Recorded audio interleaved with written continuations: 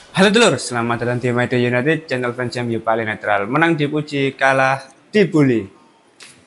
Di video kali ini kita akan membahas beberapa update terbaru dari Manchester United. Ada beberapa berita yang menurutku menarik untuk kita bahas bersama. Langsung aja kita masuk ke berita yang pertama. Melansir dari Jakobsben, sumber mengatakan bahwa Marcus Rashford tampak tajam dalam latihan di Carrington baru-baru ini. Ya, Marcus Rashford untuk musim ini di semua kompetisi mencetak 3 gol dari 6 pertandingan.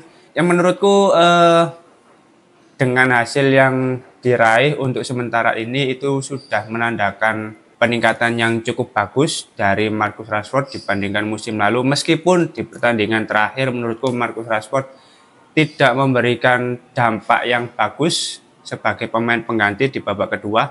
Namun Marcus Rashford adalah satu dari beberapa orang yang secara latihan ketika berada di Carrington itu sangat serius, sangat sangat disiplin, dan itu terlihat bahwa dari bursa transfer kemarin ketika para pemain sedang beristirahat, liburan dan lain sebagainya, Marcus Rashford lebih memilih untuk melakukan latihan pribadi untuk meningkatkan ketajamannya, untuk meningkatkan agar bisa kembali ke top performanya seperti sebelumnya. Dan selain Marcus Rashford juga ada Bruno Fernandes yang secara latihan memang sangat disiplin, sangat intens, dan ketika berada di atas lapangan dua pemain ini adalah pemain yang sangat jarang mengalami cedera. Namun kembali lagi perihal ketajaman soal finishing itu adalah hal yang harus segera dibenahi oleh Marcus Rashford, karena konsistensi itu adalah hal yang paling sulit dijalani oleh setiap pemain Manchester United. Dan selain itu penurunan performa yang sempat dialami oleh Marcus Rashford musim lalu dan upaya dalam mengembalikan top performanya itu sudah selalu dilakukan oleh Marcus Rashford. Bahkan meskipun di pertandingan terakhir ketika melawan Crystal Palace itu belum memberikan dampak yang signifikan ketika memasuki babak kedua sebagai pemain pengganti, itu pun gimana ya seorang Rashford ini ketika ada situasi seperti itu langsung dikaitkan sedang ada konflik dengan Erik ten Hag dan lain sebagainya gini-gini. Sumpah sangar cuk media-media itu wendeng. Padahal ya sudah dikonfirmasi dengan masuknya Marcus Rashford di babak kedua dan tidak menjadi starter di pertandingan kemarin itu murni karena Erik ten Hag ingin melakukan rotasi gitu loh. Setelah sebelumnya Marcus Rashford selalu dijadikan starter, ini murni bentuk rotasi dari Erik ten Hag, nggak ada hal lain gitu loh. Dan intinya adalah dengan tajamnya ketika Marcus Rashford berada latihan itu harus beriringan dengan performa ketika berada di atas lapangan, terutama dalam hal mencetak gol. Karena kalau masih sulit dalam mencetak gol ya itu akan menjadi hal yang sia-sia. Meskipun ketika berada di latihan waktu di Carrington sangat disiplin, sangat tajam ketika latihan, tapi kalau dalam pertandingan yang sesungguhnya tidak bisa memaksimalkan hasil dari latihan itu ya percuma menurutku. Next kita masuk ke berita yang kedua. Leny Yoro sangat ingin fit dan bugar tepat waktu untuk tampil di Arsenal pada tanggal 3 Desember.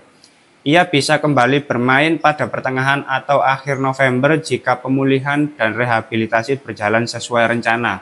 Ya, untuk saat ini Leny Yoro masih di tahap recovery ya setelah cedera yang dialaminya pada pramusim kemarin. Tapi kalaupun nanti Leny Yoro benar-benar fit, benar-benar siap bermain kembali bersama Manchester United, nampaknya secara menit bermain masih akan disesuaikan oleh Erik ten Hag mengingat usianya yang masih 18 tahun. Dan untuk lini pertahanan di Manchester United untuk saat ini relatif stabil, apalagi secara permainan kombinasi antara Matthijs de Ligt dan Lisandro Martinez itu dirasa cukup bagus. Jadi akan sangat sulit bagi Leny Yoro untuk tampil sebagai starter, terutama di pertandingan besok melawan Arsenal, yang mana ini merupakan tim dari Big Six dan juga rival bagi Manchester United. Yang dikhawatirkan adalah yang pertama, Leny Yoro ini masih minim pengalaman. Ketika melawan Arsenal takut ada beberapa blunder yang bisa berakibat fatal. Yang kedua, Leny Yoro juga masih minim pengalaman, minim menit bermain di Manchester United. Ketika melawan tim-tim dari Premier League ya masih belum bisa dan butuh adaptasi gitu loh. Jadi sepertinya untuk menit bermain yang akan didapatkan ketika nanti kondisinya sudah fit akan lebih disesuaikan lagi lah oleh Erik ten Hag. Ya mungkin 10 menit, 20 menit dulu, tidak perlu diforsir, dan yang dikhawatirkan juga nanti kembali cedera atau bagaimana, itu yang harus dihindari. Ya meskipun Leny Yoro sendiri sangat ingin dan memiliki ambisi tertentu untuk tampil sebagai starter di Manchester United, itu akan menjadi hal terburu-buru menurutku, apalagi usianya masih 18 tahun. Kita masuk ke berita yang ketiga.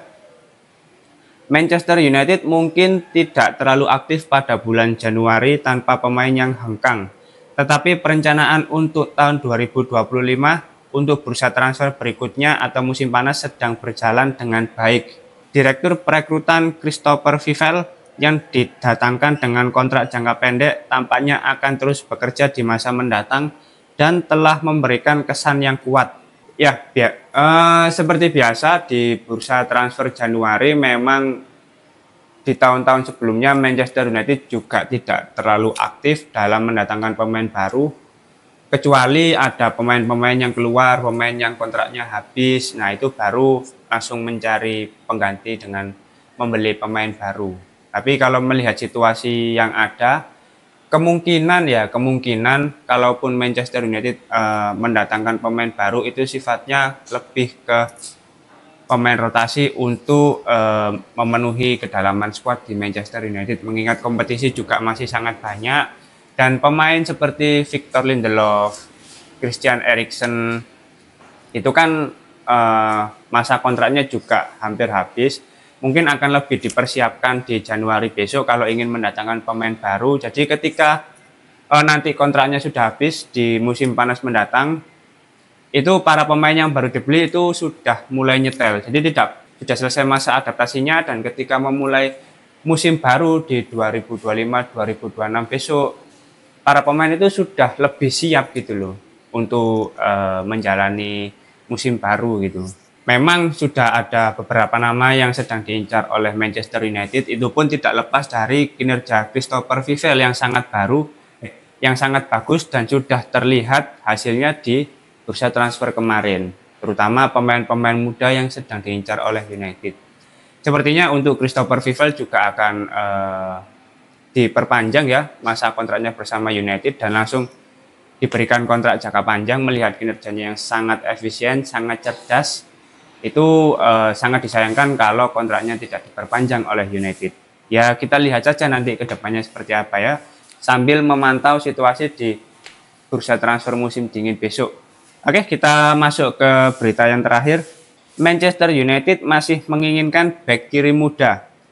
Milos Kerkez dari Bournemouth adalah salah satu profil yang dieksplorasi, tetapi Bournemouth ingin sekitar 40 juta pound sterling musim panas lalu untuk mempertimbangkan penjualan. Meskipun Alphonso Davies dari Bayern Munich adalah nama lain yang dipertimbangkan oleh United, harapan kuat tetap bahwa ia akan bergabung dengan Real Madrid dengan status bebas transfer musim panas mendatang. Ya, untuk bek kiri di Manchester United memang masih belum ideal situasinya, karena untuk saat ini diisi oleh Diogo Dalot, yang mana itu bukan posisi aslinya, meskipun secara performa Diogo Dalot tampak stabil dan bisa menyesuaikan ketika dibutuhkan di posisi manapun. Namun tetap itu bukanlah hal yang ideal bagi United.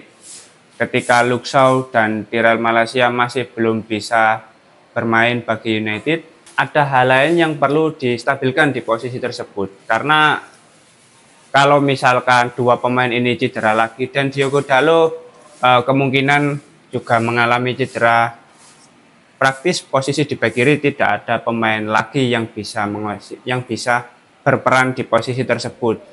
Maka dari itu perlu adanya tambahan amunisi baru bagi United agar kedepannya posisi bek kiri ini bisa stabil dan ketika dilakukan rotasi itu para pemain siap dimainkan di posisi tersebut. Oke lah, untuk Tirel Malaysia saat ini sudah mulai berlatih di Carrington perlahan, tampaknya akan segera pulih dan bisa bermain bersama United. Bayangkan pemain yang cedera selama setahun, itu secara performa tentu menurun dan secara kualitas kita tidak bisa memastikan apakah akan kembali ke top performanya atau enggak. Apalagi dari isu sebelumnya kan selain mengalami cedera yang berkepanjangan, Tirel Malaysia ini juga terkena serangan mental gitu loh. Ketika terakhir kali bermain bersama United, dia melakukan blunder di ajang Europa League dan itu mengakibatkan Manchester United kalah dan tersingkir di kompetisi tersebut. Ini menjadi catatan yang buruk bagi Tirel Malaysia setelah absennya selama 1 musim, dan ya harapannya dengan kembalinya Tirel Malaysia nanti bisa kembali menstabilkan posisi di bek kiri. Dan kalau kita bicara soal Luke Shaw, ya Luke Shaw ini sudah bukan lagi masa prime-nya. Kemungkinan meskipun dia kembali fit dan bermain bersama United, di beberapa pertandingan berikutnya juga sepertinya akan kembali mengalami cedera. Dan itu hal yang wajar mengingat usianya yang sudah ya tidak muda lagi. Jadi perlu ada regenerasi untuk posisi bek kiri, dan melihat dua opsi ini tampaknya ya mungkin di musim panas berikutnya untuk Milos Kerkez ini akan lebih disesuaikan lagi ya harga yang diminta oleh Bournemouth.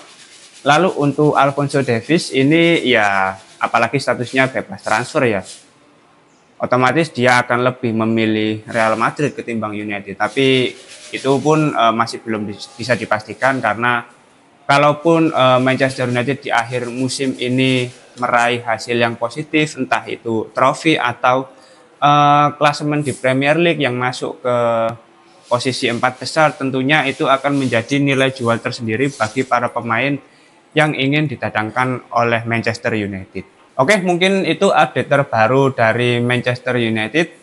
Terima kasih sudah menonton video ini. Jangan lupa like, komen, dan subscribe. Salam.